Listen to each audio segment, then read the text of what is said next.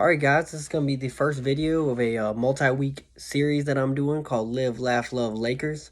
Um, it's for a project in one of my classes called a My Passion Project. And I guess this video I'm going to be explaining why I consider the Lakers and basketball altogether my passion. So first, a little bit about myself and why I chose this as my topic. So first, my name is Noah, and I am a senior marketing major at Radford University.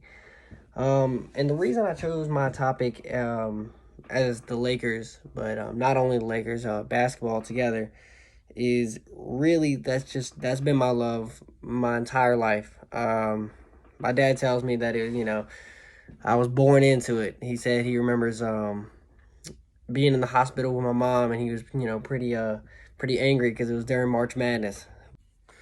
I've also just played basketball my entire life. I remember the days, before you're old enough to play rec league, I was playing church league. And my dad was actually the coach of three different teams. It was like, say it was like the seven-year old and below team, the like 10-year-old and below team, like the 13-year-old below, something like that. But he coached all the teams, so we would have practice early in the morning. Us, the youngest team, and I remember staying probably. I was there for 6 hours during those Saturdays, just because I would stay and practice with the other teams. And a lot of people got tired, and my brother even got burnt out from it. But nah, I loved every minute of it. I honestly couldn't get enough. So, and it's just always been that way when I was growing up. I mean, when I got to high school, it was the same way. I mean, I would come in early, before school. I'd stay after. I just felt like I couldn't get enough of the game.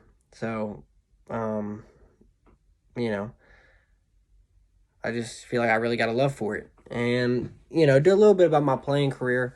Um, it went pretty well.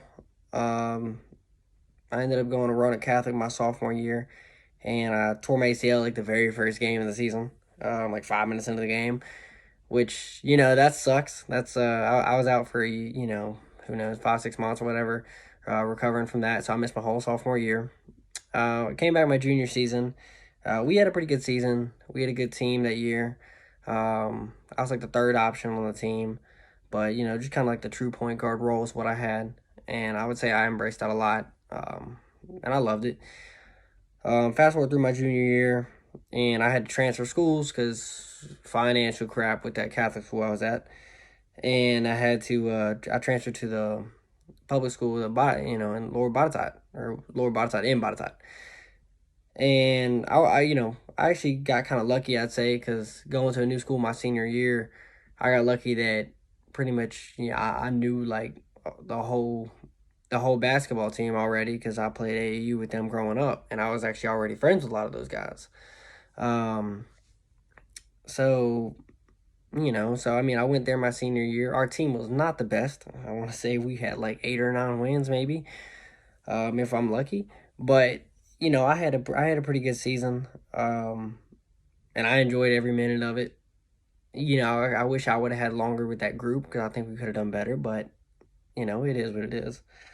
Um, but yeah, that's a little bit about me and why I love basketball, and just a little bit of history on that. But the reason I'm choosing to do it on the Lakers is because, well, obviously I'm a Laker fan. I'm not gonna lie to you guys. I've not been a diehard Laker fan ever since I started watching the game. I remember when I probably started watching NBA when I was around, I don't know, like, who knows, like 8, 9, 10, around there, and I never really had a team, but that was also due to the teams around me were the Wizards or the Hornets, two closest teams, and both of them have always been trash. So not for me, but I just remember the first time watching basketball and seeing LeBron play. LeBron has always been my favorite player. I love everything that he stands for with the game, and even outside of basketball. I mean, he just does so much on and off the court. Um, so I really just been a diehard LeBron fan. So yeah, I am one of those Laker fans that came with LeBron.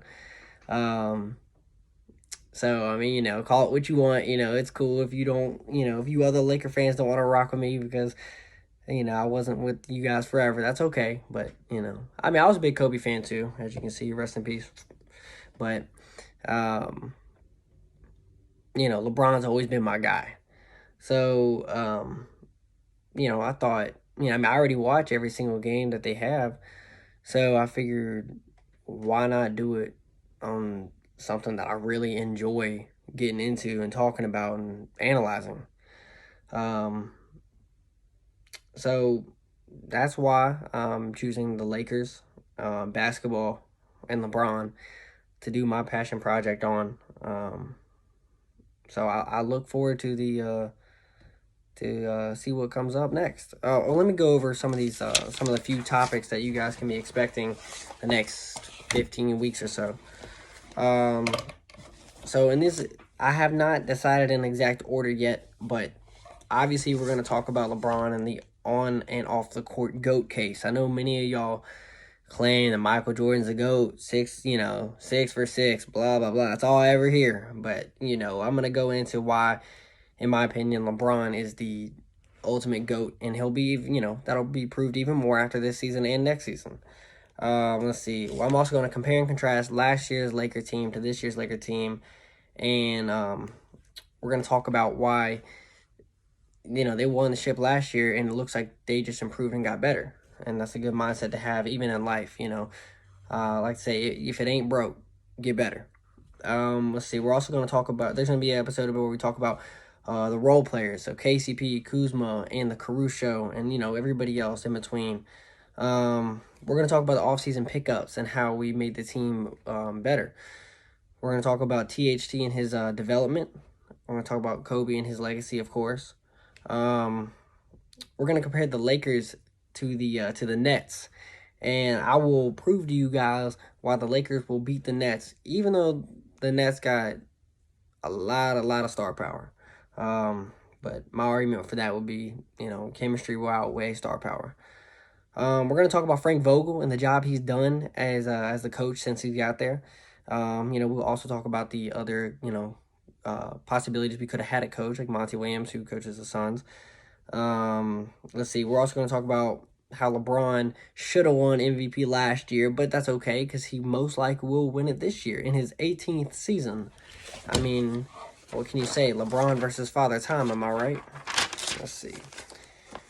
We're going to also talk about the potential rivals in the West and also why there really is no battle for LA. I don't care what you Clipper fans say. Let's see.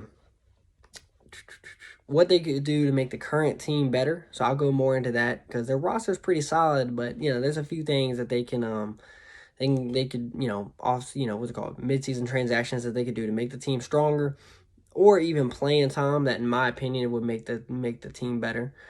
Let's see, we're going to talk why it's going to be a lot harder this year to win the championship compared to last year.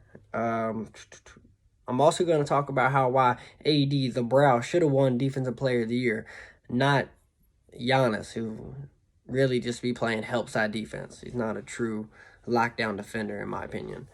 We're also going to be mentioning the best closing lineups for this team, and versus what teams and what will work.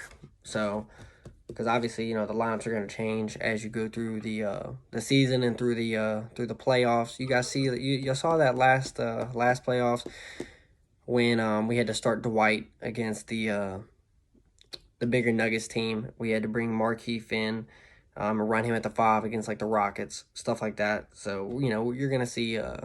We're just gonna talk about the best closing lineups against certain teams.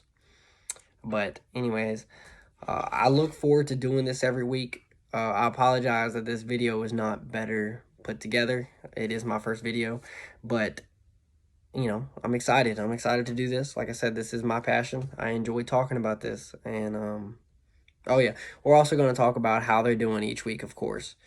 So